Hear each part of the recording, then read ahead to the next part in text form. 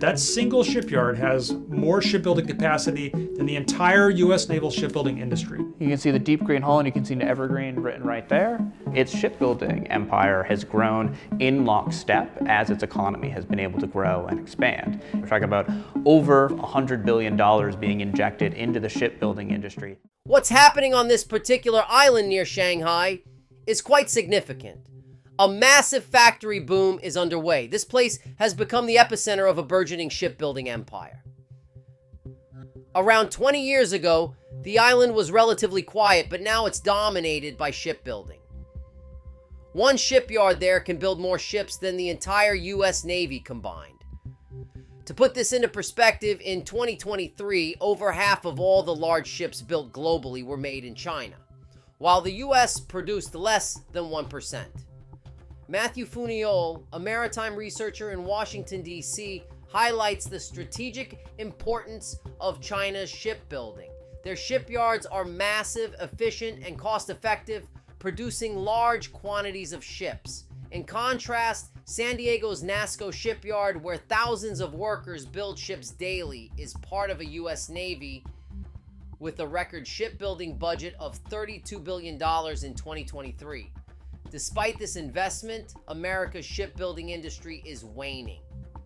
While China's industry is booming, capable of producing over 200 times more ships than the US, the American shipbuilding sector is diminishing.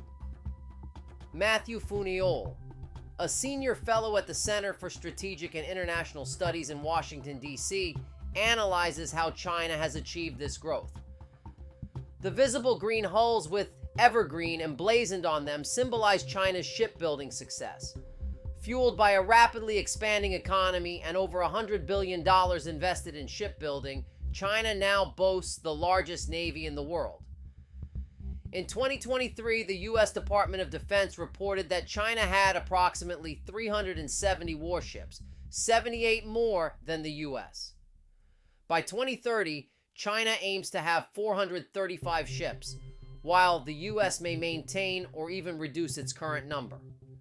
Although the U.S. has fewer ships, they are larger and capable of carrying and launching more missiles, giving the U.S. greater firepower. Additionally, the U.S. possesses more operational aircraft carriers, with 11 compared to China's 2. Having more carriers allows the U.S. Navy to project power in various regions and conduct long-range attacks. However, China is catching up. New satellite images analyzed by the Center for Strategic and International Studies, CSYS, reveal significant progress on China's third aircraft carrier and other key vessels. Matthew Funiol from CSIS notes that China is unlikely to match the number of U.S. carriers due to its lack of a similar global presence or ambitions. However, in the 1980s, the U.S. government stopped subsidizing the shipbuilding industry under President Reagan, leading to its decline. Meanwhile, countries like Japan, South Korea, and China continued to invest heavily in their shipyards. Funiol points out that Chinese shipyards are dual purpose, producing both commercial and military ships. In 2023, China outpaced Japan, South Korea, and Europe in commercial shipbuilding.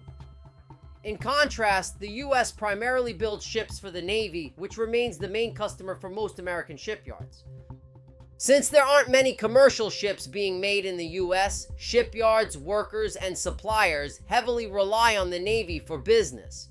However, depending on a single customer is challenging because the demand can be unpredictable, making it difficult to invest confidently in the business, train new workers, or set wages.